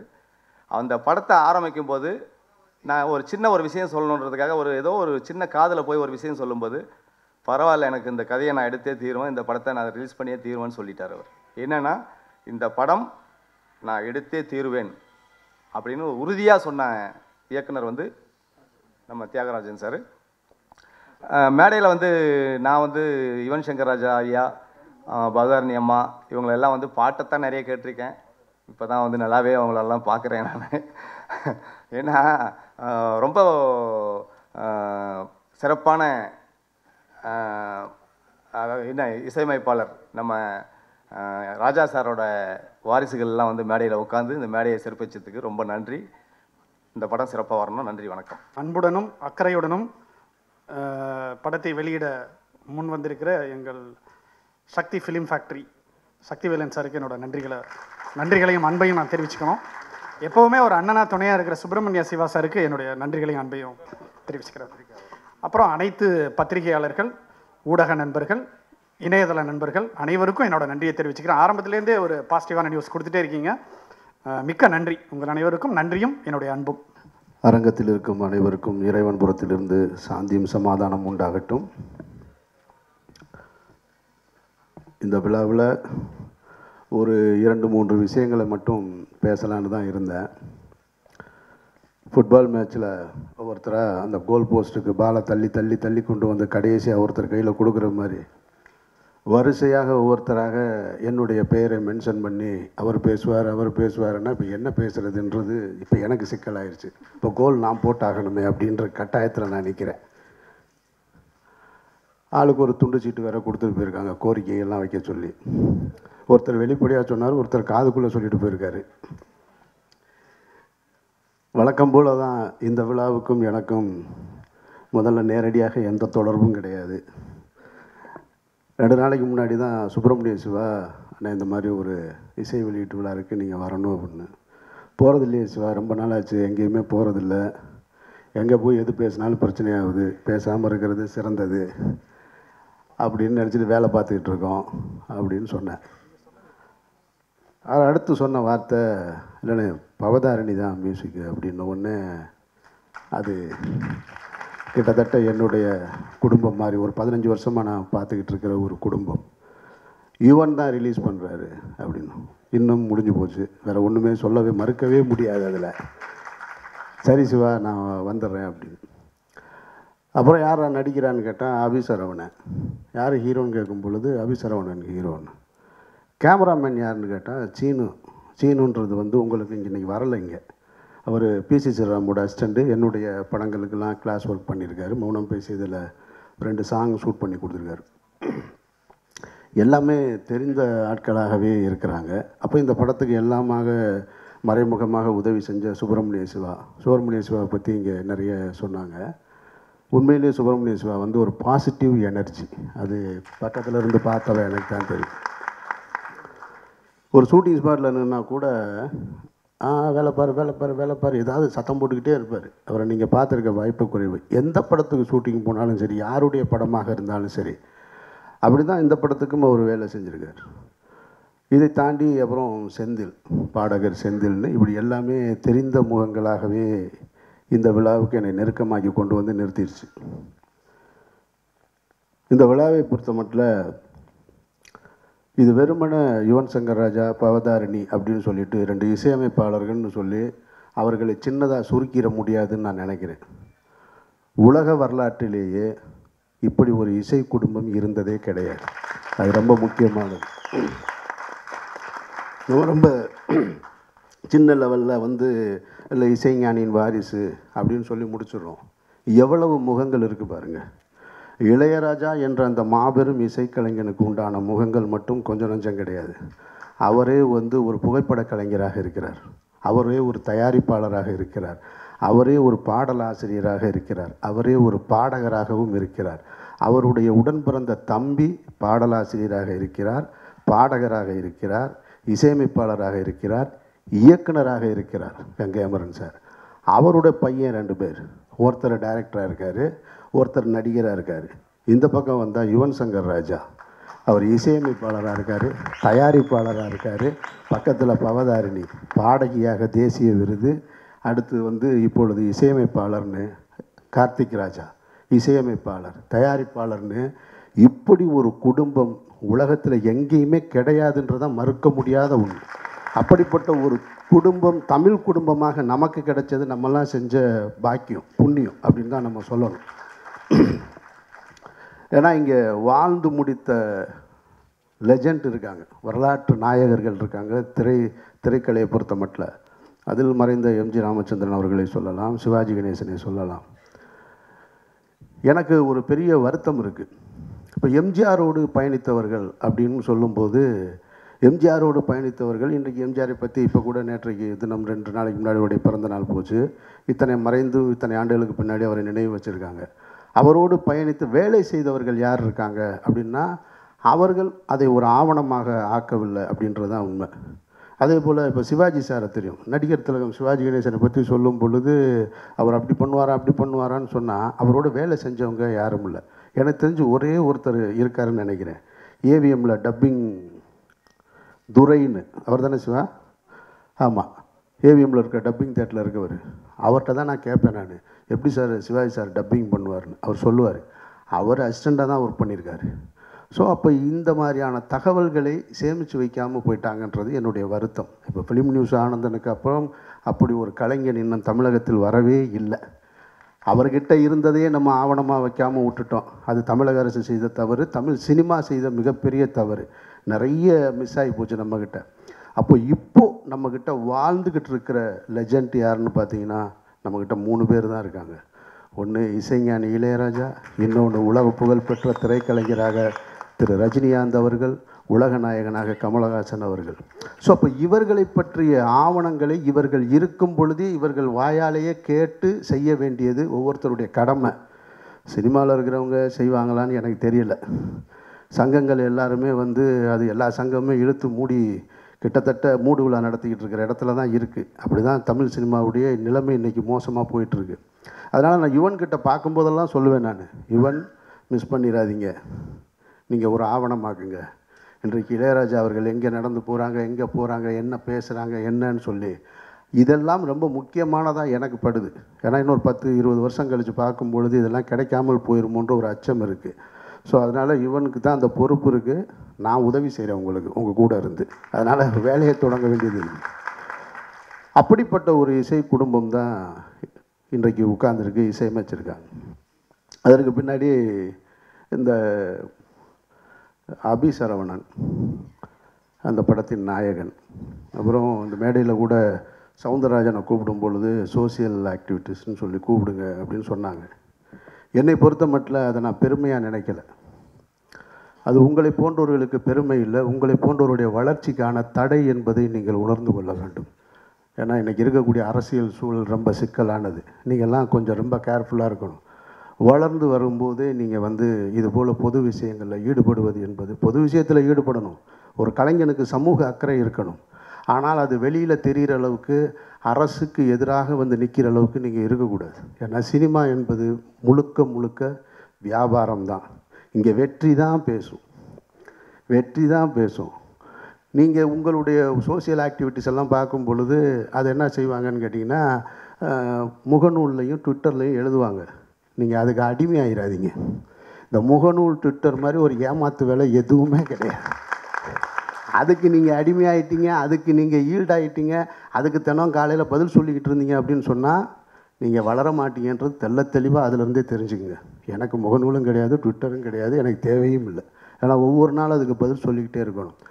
ஏன்னா நான் அபி சரவணனை பார்த்துருக்கேன். நான் எப்போ பார்த்தாலும் ஜல்லிக்கட்டு போராட்டமாக இருக்கட்டும், அதாவது இங்கே நான் மேடையாக இருக்கனால பாராட்டி சொல்லணும், தனியாக இருக்கும்போது திட்டி தான் சொல்லுவேன். என்னையா எப்போ பார்த்தாலும் ஒரு பிரச்சனையை எடுத்துகிட்டு என்கிட்ட வந்துக்கிட்டே இருக்கேன் நீங்கள் அப்படின்னு. திடீர்னு பார்த்தா காவேரியில் பிரச்சனை, ஆனால் இந்த ஒரு பையன் தூக்கு போட போயிட்டான், அவங்க அப்பா தூக்கு போட போயிட்டார், படிக்க வைக்கணும்னு திடீர்னு ஓடி வருவான். ஸோ அதெல்லாம் நல்ல விஷயம். நான் ரொம்ப சந்தோஷமாக இந்த இளம் வயதிலே, காரணம் என்னென்னா ஒரு மதுரைக்காரனாக இருக்க உன் மேலே உள்ள அக்கறையின் காரணமாக நான் சொல்கிறேன். நான் சவுந்தரராஜனுக்கும் சொல்கிறேன் நான். ஏன்னா நீங்கள் பார்த்துருப்பீங்க ஜல்லிக்கட்டில் இறுதி நாள் என்ன நடந்ததுன்னு சொல்லி. உங்களுக்கெல்லாம் காலையில் தான் தெரியும் இங்கே மெரினா பீச்சில் அடிக்க போகிறாங்கன்னு. எனக்கு முத நாள் சாயந்தரமே தெரியும். எனக்கு முத நாள் சாயந்தரமே தெரியும் காலையில் அடிக்க போகிறாங்க அப்படின்றது. அந்த இரவுலேயே ஒரு கர்ச்சிப்பை கட்டிட்டு அலங்காநல்லூருக்கு போய் அலங்காநல்லூரில் போய் தகவல் சொல்லிட்டு வந்தேன். காலையில் உங்களை இங்கேருந்து கிளப்ப போகிறாங்க, இது அரசு உத்தரவு மேலிடத்துலேருந்து வந்துருச்சு, அதனால் ரொம்ப கேர்ஃபுல்லாக இருங்க, யாரும் அடி வாங்கி மிதி வாங்கி சாவாதீங்க, ரொம்ப பத்திரமா இருங்கன்னு சொல்லி அங்கேயே போய் எச்சரிச்சுட்டு தான் வந்தேன். அந்த கர்ச்சிப்போடு கட்டிட்டு நான் உள்ளே போகும் பொழுது ஒருத்தர் பார்த்துட்டார். ஒரு நியூஸ் 7ல் இருந்த அப்போ இருந்த செந்தில்ன்ற நெறியாளர், இப்போ நியூஸ் 18ல் இருக்கார் இல்லையா, அவர் என் பின்னாடி இருட்டுக்குள்ளே வந்து அண்ணன் என்ன இங்கே நிற்கிறீங்கன்னாரு. நீங்கள் எப்படிங்க என்னையை பார்த்தீங்கன்னு. அவரும் அந்த தகவலை தான் சொன்னார். அப்போ அரசியல் என்பது ரொம்ப நீங்கள் நினைக்கிற அளவுக்கெல்லாம் கிடையாது. சேவை என்பது வேறு, அரசியல் என்பது வேறு. இங்கே ரெண்டும் தனித்தனியாக இருக்குது. அப்போ நீங்கள்லாம் வளர வேண்டியவர்கள். இங்கே தமிழ்நாட்டில் இருக்கக்கூடிய மிகப்பெரிய ஒரு சிக்கல் என்ன அப்படின்னு கேட்டிங்கன்னா, ஒன்று வளர்ந்து வரும்பொழுதே இந்த மாதிரி நடிகர்கள் சோசியல் ஆக்டிவிஸ்டில் வந்துடுறாங்க சமூக பொறுப்போடு, இல்லைன்னா ரொம்ப கடைசியில் வர்றாங்க. ரெண்டுக்கு நடுவில் இருக்கும்போது பீக்கில் இருக்கும்போது வாங்கினா யாரும் வரமாட்டேன்றாங்க. ஒன்று இப்படி வந்து இவர்கள் அடையாளம் தெரியாமல் போயிடறான். இப்போ என்ன சிக்கல் ஆயிரும்னா, அபி சரவணனோ சவுந்தரராஜன் போன்றவர்களுக்கெல்லாம் என்னவாயிரும்னா, தயாரிப்பாளர்களோ இயக்குநர்களோ உங்கள் பக்கத்தில் வரமாட்டாங்க.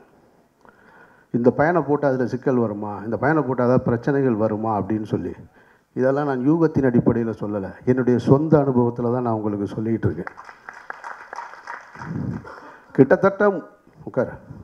கிட்டத்தட்ட 3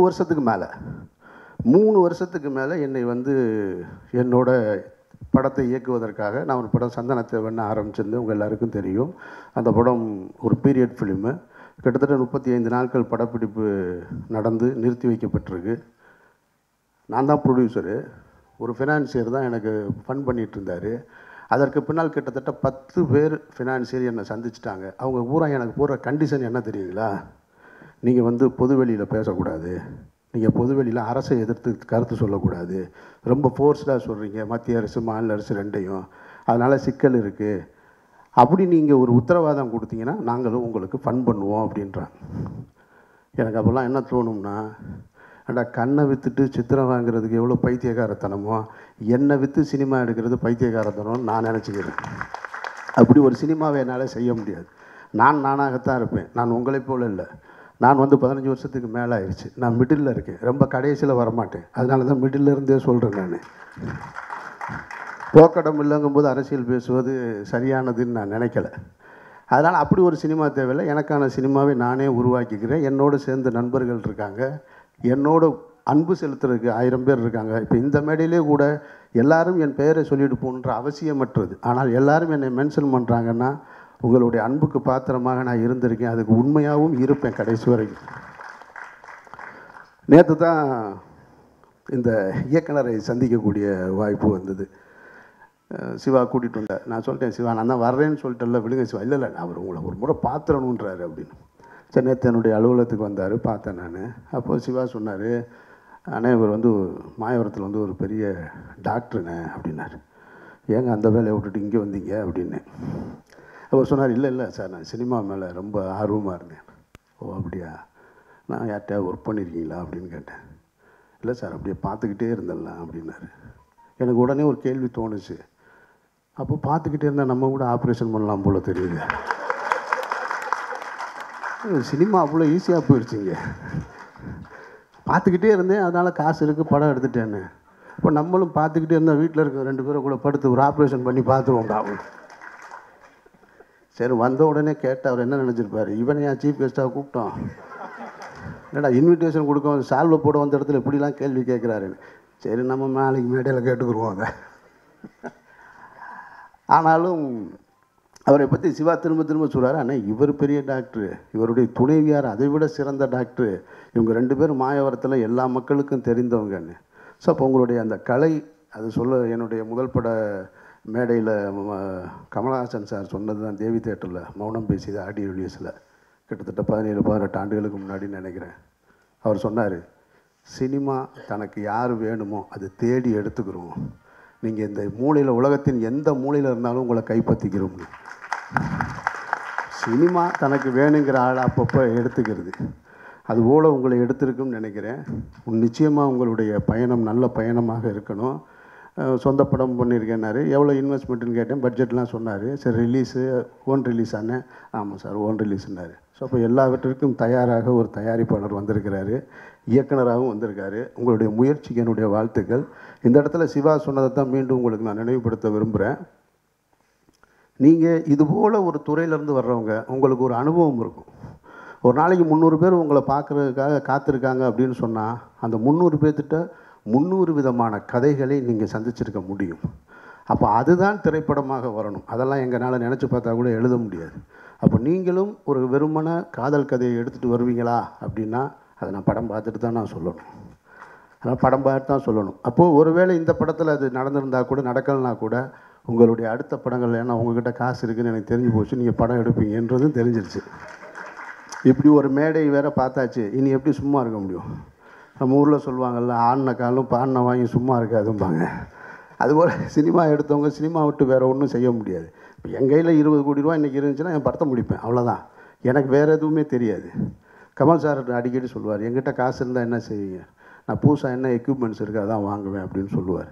ஸோ சினிமாவை நேசிப்பவர்கள் இதை தாண்டி ஒன்றுமே செய்ய முடியாது. நீங்கள் சினிமாவை நேசிக்கிறீங்க, அதனால் உங்களுடைய அடுத்த படங்கள் அந்த 300 பேர் வரிசையில் காத்திருந்தாங்க பாருங்கள், அதைத்தான் நாங்கள் படமாக பார்க்கணும்.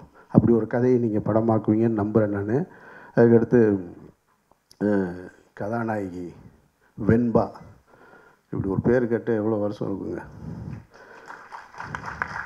இப்போ நான் பல பேர்களை இங்கே சொல்லிடுவேன், நீங்களும் சிரித்து கைதட்டிடுவீங்க. ஆனால் அவங்கள நம்ம காயப்படுத்தின மாதிரி ஆயிரும். உட்காருங்க. ஏன்னா நம்ம டாங்கே அப்படி இப்படிலாம் நிறைய பேர் தான் இங்கே கேட்டுக்கிட்டே இருக்கோம். கதாநாயகினாலே ஒன்றும் புரியாது ஃபஸ்ட்டு. ஏன்னா தமிழ் சினிமாவில் சக்ஸஸ் ஆகணுமா, புரியாத ஒரு பேர் வைப்பா. அதை சொல்லி பார்த்தே நம்ம ஆடியன்ஸ் அப்போ தான்ப்பா அந்த பொண்ணு முகத்துக்கு வரும் அப்படிமா. அப்படி இருக்கிற சூழலில் வந்து வெண்பான்னு ஒரு பேர், நிச்சயமாக வெண்பா போல் நீங்கள் தமிழர்களுடைய உள்ளத்தில் எல்லாரும் உள்ளத்தில் இருக்கணும்னு வாழ்த்துக்கள். அப்புக்குட்டி தேசிய விருது நாயகன் சாதாரணமாக நினச்சிடாங்க, ஆள் பார்க்க எப்படி இருக்கானே.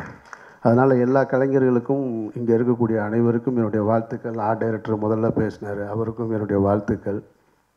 அப்புறம் இந்த துண்டுச்சீட்டு கொடுத்துட்டு போனாங்கல்ல கோரிக்கைகள், அந்த கோரிக்கைகளையும் சொல்லிடுவோம்.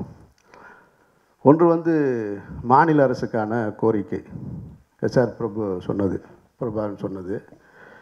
இப்போ இங்கே என்ன பிரச்சனை அப்படின்னா, தமிழ் சினிமாவை பொறுத்த மட்டும் தமிழ் சினிமா தான் தமிழகத்தை 60 ஆண்டு காலமாக ஆண்டு கொண்டு இருக்கிறது. ஆனால் தமிழ் சினிமா மட்டும் டெவலப்பே ஆகிறதே கிடையாது, பல்வேறு பிரச்சனைகளை சந்திச்சுக்கிட்டே இருக்குது. அதுக்கு காரணம் என்னென்னா, எது பலமோ அதுதான் இங்கே பலகீனமாகவும் இருக்குது.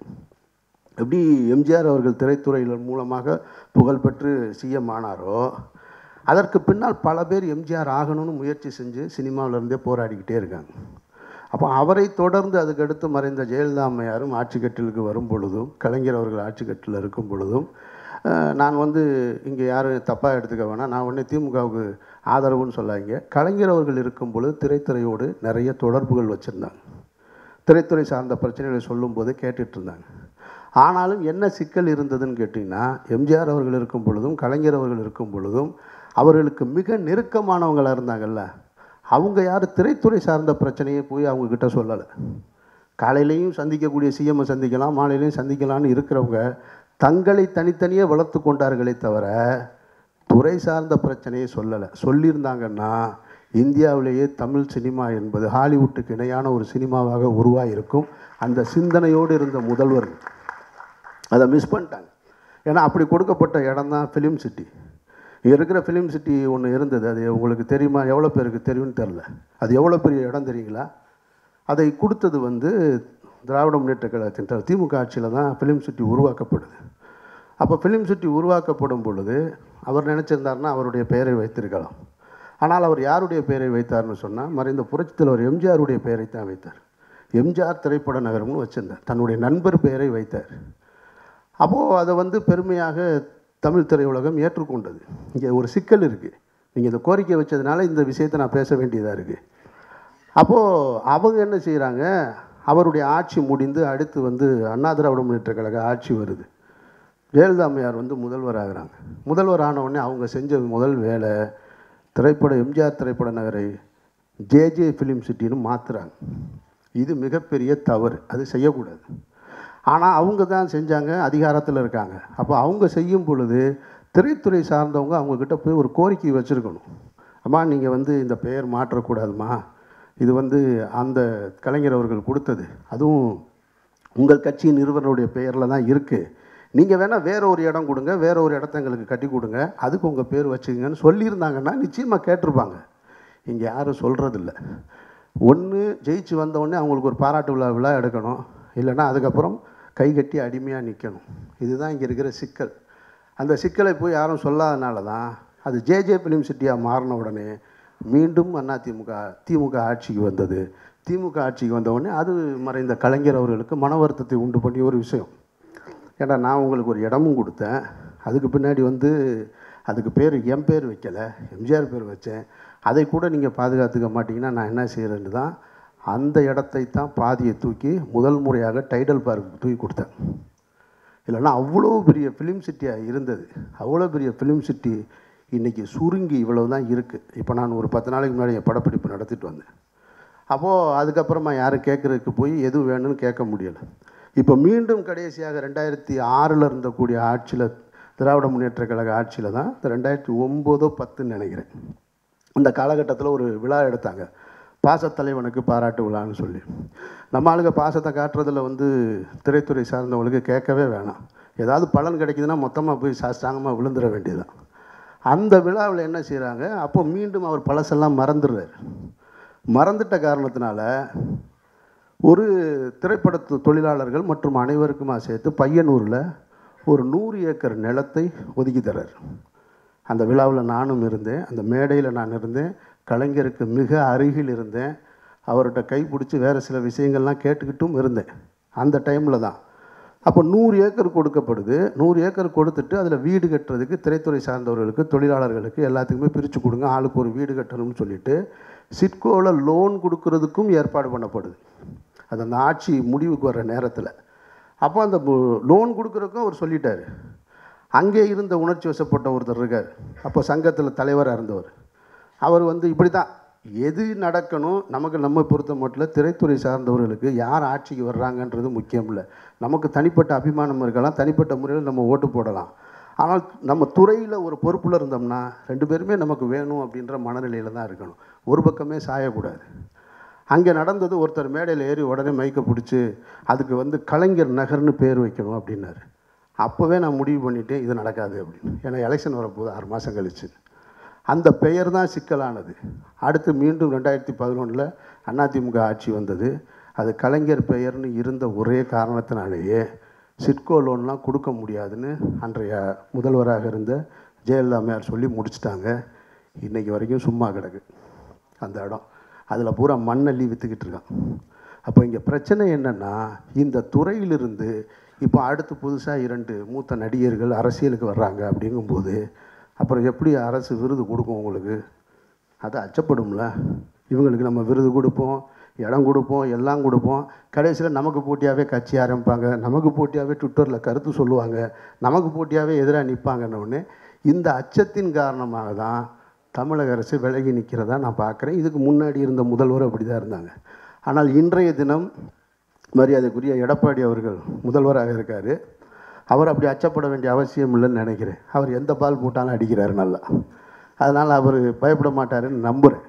அதனால் முதல் முறையாக மாண்புமிகு முதல்வர் அவர்களுக்கு உங்களை நோக்கி கேள்விகளே கேட்டுக்கொண்டிருந்த நான் முதல் முறையாக ஒரு கோரிக்கையாக வைக்கிறேன்.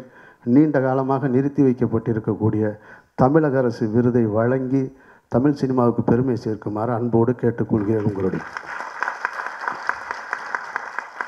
ரெண்டாவது, ஒருத்தர் காதலை சொல்லிட்டு போனார்னு சொன்னார்ல, அவர் யாருன்னு கேட்டிங்கன்னா எந்திரிங்க செந்தில். இந்த பாடகர் செந்தில்னால் உங்களுக்கு தெரியும். அவருக்கு இன்னொரு முகம் இருக்குது. அந்த முகம் யாருக்குமே தெரியாது. நெடுவாசல் அப்படின்னு ஒன்று எல்லாருக்கும் உங்களுக்கு நெடுவாசல்னால் தெரியும் இல்லையா? அவர் தான் நெடுவாசல் நாயகன். அந்த ஹைட்ரோ கார்பன் திட்டத்துக்கு எதிர்த்து முதல் போராட்டத்தை நெடுவாசல் தொடங்கியவர் அவர் தான். ஒரு பெரிய போராட்டத்துக்கு பின்னாடி தான் நெடுவாசல் ஹைட்ரோ கார்பன் திட்டம் செயல்படுத்தப்பட மாட்டாதுன்னு சொல்லி நிறுத்தி வச்சுருந்தாங்க. ஆனால் இப்பொழுது தான் மத்திய அரசு அசுரபலமாக இருக்குது, அது நினச்சதெல்லாம் செய்யும் அப்படின்ற ஒரு இடத்துக்கு வந்துட்டதுனால நேற்றைக்கு ஒரு மத்திய அரசு ஒரு அறிக்கையை வெளியிட்டிருக்கு. நீங்கள் உங்களுக்கு பக்கத்தில் எங்கெல்லாம் ஹைட்ரோ கார்பன் இருக்கோ நீங்கள் எடுத்துக்கலாம், மக்கள்கிட்ட கருத்து கேட்பு தேவையில்லை அப்படின்னு ஒரு அராஜக உத்தரவை மத்திய அரசு போட்டிருக்கு.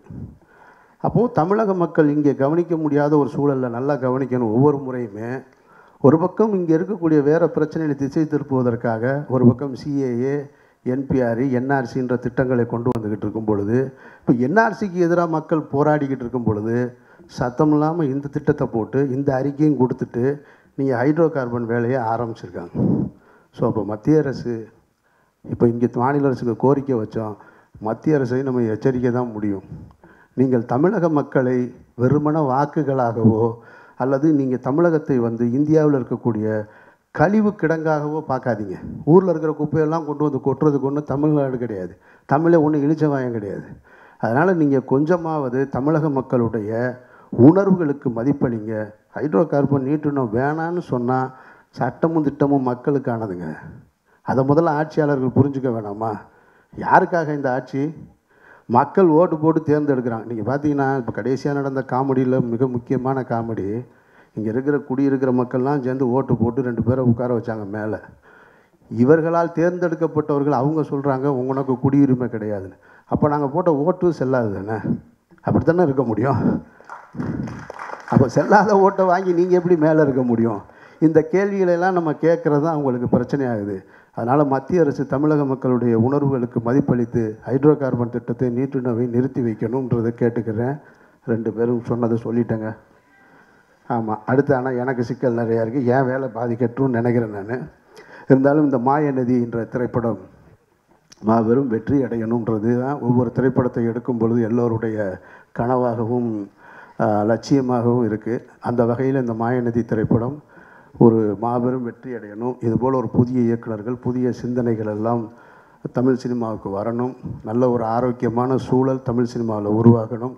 அப்புறம் இந்த விழா நடந்த கமலா திரையரங்கம் எனக்கு ரொம்ப நெருக்கமானது.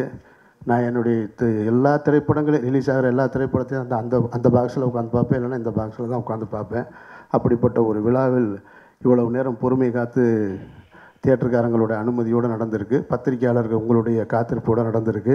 கடைசியாக ஒரு சின்ன கோரிக்கை தான், விழா நடத்துகிறவங்களுக்கு, பிஆர்ஓக்களுக்கு இந்த மாதிரி சின்ன திரைப்பட விழாக்களை நடத்தும் பொழுது மேடையில் சேரை குறைச்சிருங்க, அதுதான் நல்லது. நீங்கள் எல்லாருக்கும் நன்றி சொல்லணும் அப்படின்னு முடிவெடுத்தீங்கன்னா இன்னும் 2 ஷோ கட் பண்ண வேண்டியது வரும். அதனால் குறைச்சிக்குங்க. சின்னதாக இருந்தாலும் நம்ம ஊரில் சொல்லுவாங்கள்ல, மூர்த்தி சிறுசாக கீர்த்தி பெருசாக இருக்கணும், அதுபோல் சின்ன விழாவாக இருந்தாலும் பெருசாக இருக்கணும். அந்த வகையில் மாயநதி சின்ன விழாவாக ஆரம்பித்து பெரிய விழாவாக முடிந்திருக்கிறதாக நான் நினைக்கிறேன். எல்லோருக்கும் என்னுடைய வாழ்த்துக்கள். நன்றி.